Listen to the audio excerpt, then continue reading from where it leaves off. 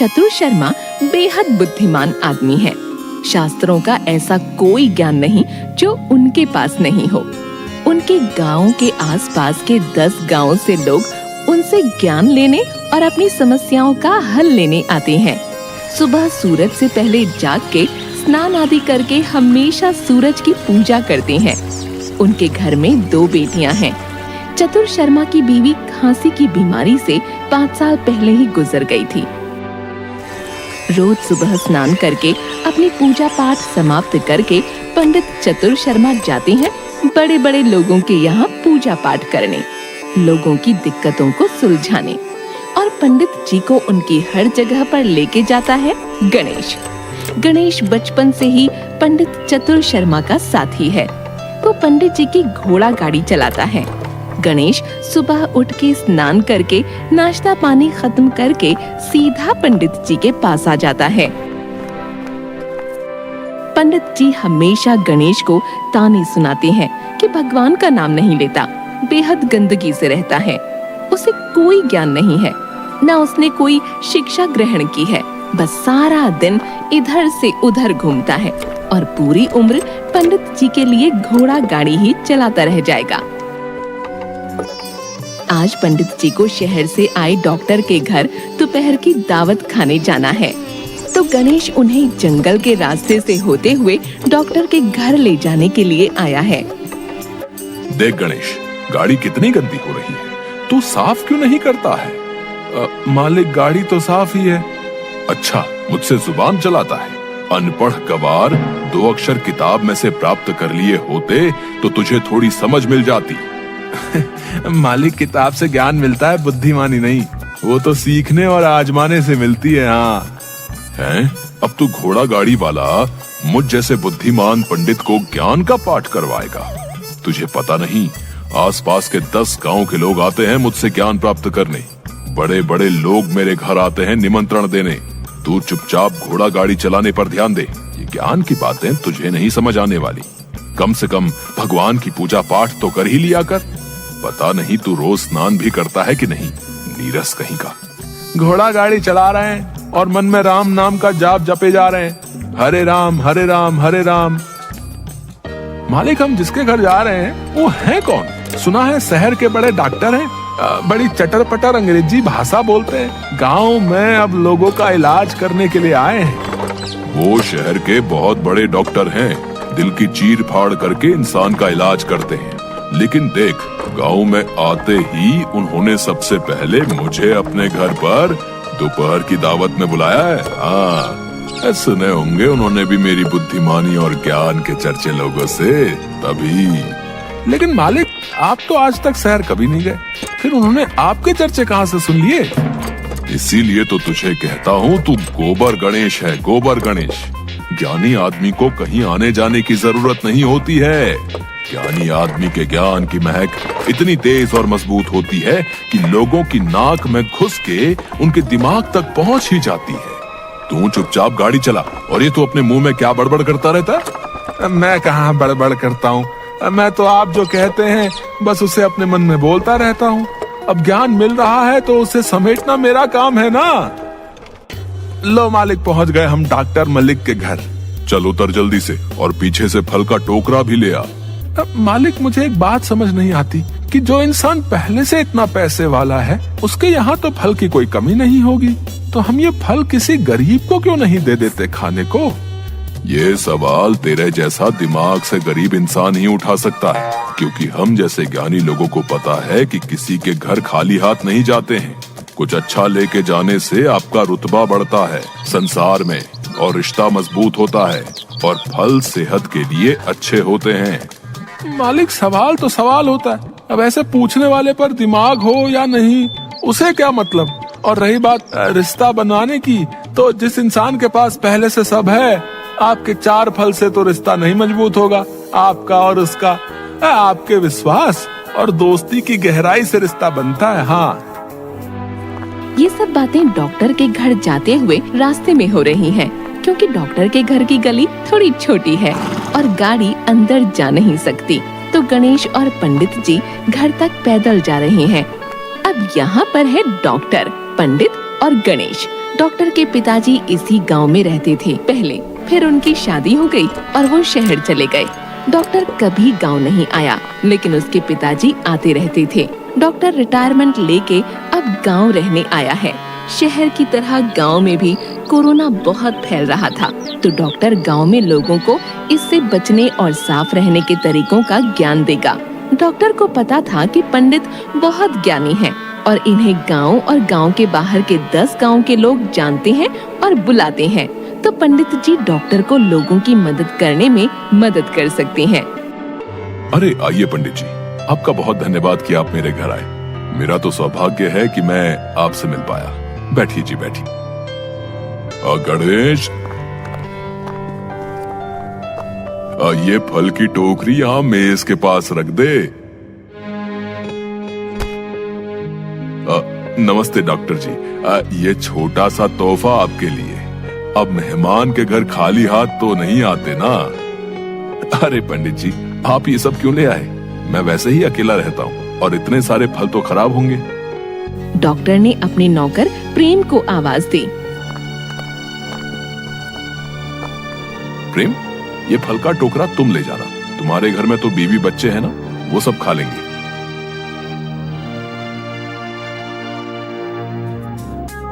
आपका घर थोड़ा छोटा है। नहीं मतलब आप इतने बड़े डॉक्टर हैं तो आपको थोड़ा बड़ा घर कर लेना चाहिए ना। पंडित जी, बड़े घर से थोड़ी लोग बड़े होते हैं। लोग तो काम से, जैसे वो रहते हैं, जिस तरह से लोगों से बातचीत करते हैं, उससे बड़े होते हैं। और मेरा घर छोटा है, लेकिन मेरा बगीचा बहुत बड़ा है। मैं कुदरत को बना रहा हूँ, पेड़ पौधे उगा के। अरे वाह डॉक्टर जी, आप तो बहुत ज्ञान की बातें करते हैं। गणेश, तुम चुप नहीं रह सकते। पता नहीं है मालिक लोगों के घर में कैसे रहते हैं। अरे पंडित जी, कोई बात नहीं। वैसे ये है कौन? ये गणेश है, मेरी गाड़ी चलाता है। ठीक है।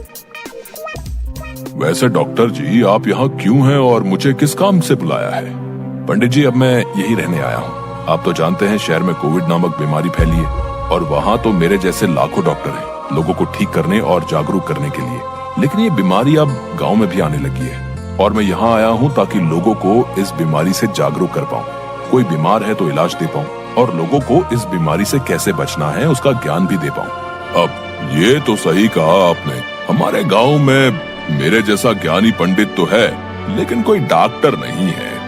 वाह डॉक्टर जी, ये तो बहुत अच्छे काम के लिए आप आए हैं यहाँ पर। आपको इसमें मेरी जो मदद चाहिए आप मुझे कह देना, मैं करूँगा। गणेश जी, आप इसमें क्या कर सकते हैं?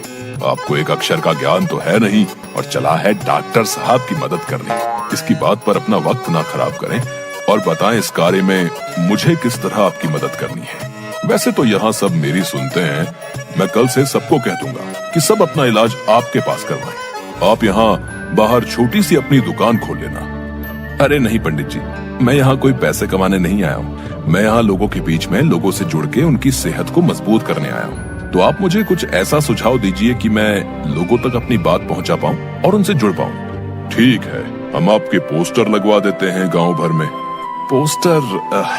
पंडित जी, उसमें बेकार का खर्चा आएगा। तो हम एक समारोह रख देते हैं आपके हित में। नहीं पंडित जी, ज्यादा लोगों को एक जगह नहीं इकट्ठा करना है। बीमारी ऐसे ही तो फैलती है।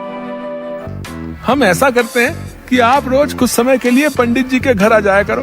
रोज वहाँ लोग उनसे मिलने आते हैं, आप लोगों से मिल सकते हैं और वहीं उनकी परेशानी का हल भी कर सकते हैं। अरे चुप बुड़बक, डॉक्टर जी कैसे रोज हमारे यहाँ आएंगे? क्यों नहीं पंडित जी, मैं तो आ सकता हूँ आपके घर। ये तो अच्छा सुझाव है। आप पर लोग भरोसा भी करते हैं, आपकी बात को महत्व देते हैं और आपको फिर सब मानते भी तो बहुत हैं। ऐसे में लोगों को मुझसे जुड़ने में ज्यादा आसानी होगी और वो मुझ पर विश्वास भी करेंगे। ठीक है डॉक्टर जी, आपको जैसा ठीक लगे। चलिए डॉक्टर जी, अब हम चलते हैं। सूर्यास्त होने वाला है, उससे पहले घर जाना है। आपसे मिलकर खुशी हुई। जी शुक्रिया पंडित जी, आपने हमें कुछ समय दिया और इतना ज्ञान से भरा वार्तालाप हुआ हमारे बीच। हम फिर कल सुबह मिलते हैं आपके घर पर। हाँ जी डॉक्टर जी, मैं सुबह आपको वक्त से लेने आ जाऊंगा। गणेश और पंडित गाड़ी की तरफ जा रहे हैं। क्यों रे गणेश, तू बड़ा बड़बड़ कर रहा था वहाँ पर? डॉक्टर जी, मैं आपको लेने आ जाऊंगा। ज्यादा बड़े बोल ज्ञानी पर ही सचते हैं, तो जैसे बेवकूफ पर नहीं। पंडित जी, मैंने क्या गलत कहा? वो हमारे लिए आए हैं तो हम ही उनकी मदद करेंगे ना। बेहद ही अजीब डॉक्टर है। इतना भी ज्ञान नहीं कि मेहमान को घर से खाली हाथ नहीं भेजा जाता है। खाली हाथ कहाँ भेजा है? ये इतने सुंदर 2 गमले दिए हैं गुलाब के फूल के। इन्हें हम घर में रखेंगे तो ये कुदरत के लिए और हमारे दोनों के लिए अच्छे हैं। तू चल, मुझे गाड़ी पर चढ़ा और अपनी ये बिना सर पैर की बात तो मुझे मत सुनाए कर। डॉक्टर के यहाँ बहुत तेजी दिखा रहा था। तुझे बड़ा पता है कि किस तरह से व्यापार किया जाता है। एक जमात तो तुझसे बढ़ी नहीं गई और आया बड़ा ज्ञानियों को ज्ञान देने। पंडित जी के घर आ जाना डॉक्टर जी। एकदम एक जंगली भालू गाड़ी के सामने आ जाता है और दोनों डर जाते हैं। अरे ओ गवार, कहाँ से लेके जा रहा है? देख, सामने जंगली जानवर आ गया है। तू मुझे मरवाएगा ही। पंडित जी चुपचाप बैठे रहो, वो कुछ नहीं करेगा। चिल्लाओगे तो तुम्हें ही खा जाएगा रात के नाश्ते में। अरे तू मेरे को मरवाना चाहता है, तभी तू यहाँ लेके आया है। तू मुझसे दुश्मनी निकाल रहा है। पंडित जी चुप हो जाओ। अगर भालू का ध्यान हम पर गया तो आप अपने साथ मुझे भी मरवाओगे। चुप कर जा तू गवार। भालू पंडित की गाड़ी की तरफ बढ़ रहा था और पंडित इधर उधर उछल रहा था। गाड़ी में हाय राम, मैं तो मर गया, आज तो मेरा अंतिम दिन है, मैं तो इसका नाश्ता बन जाऊंगा, चिल्ला रहा था। लेकिन इस वक्त गणेश एकदम चुपचाप था। वो शांत है क्योंकि वो जानता है कि जानवर ऐसे ही अपने से दूर रखा जा सकता है। पंडित जी चुपचाप बैठ जाओ और उसके तरफ मत देखो। वो भालू का पेट भरा है। उस भालू का पेट भरा है, वो कुछ नहीं कहेगा। है? तुझे तो इसने आंखों आंखों में बताया होगा कि गणेश, मैं तुम्हें नहीं खाऊंगा। आज मैं खाना खा के आया हूँ। गवार, तेरे चक्कर में मैं भी मर जाऊंगा। गणेश ने देख लिया था कि जानवर के मुंह पर खून लगा है, मतलब उसका पेट भरा है। और गणेश को इस बात का ज्ञान था कि भालू के आगे अगर आप भागोगे या उछल कूद करोगे तो वो आपको अपने लिए खतरनाक समझकर आपका शिकार करेगा। ये ज्ञान गणेश को किसी किताब से नहीं, जंगल में रहते हुए मिला है। गणेश की बात सुनकर पंडित चुपचाप बैठ जाता है और भालू चुपचाप गाड़ी के आगे पीछे घूमता है और फिर निकल जाता है। ज्यादा मत खुश हो कि मेरे जैसे ज्ञानी ने तेरी बात सुन ली और हम उस भालू से बच गए। ये सब मेरे साथ का ही रंग है कि तुझ में भी कुछ बुद्धि आ रही है। पंडित जी, संगत का असर तो बहुत गहरा होता है हमारे दिमाग और जीवन पर, लेकिन किताबी ज्ञान और संगत से केवल ज्ञान मिलता है। बुद्धिमान तो इंसान अपने कर्म और अनुभव से होता है। हाँ, कहानी का अंत वही होता है जब गणेश ये दिखा देता है कि उसने भले ही पढ़ाई नहीं की, लेकिन उसने अपनी बुद्धिमानी से चीजों को समझा और सीखा है। वो पंडित की तरह ज्ञानी नहीं, लेकिन वो बेवकूफ भी नहीं है।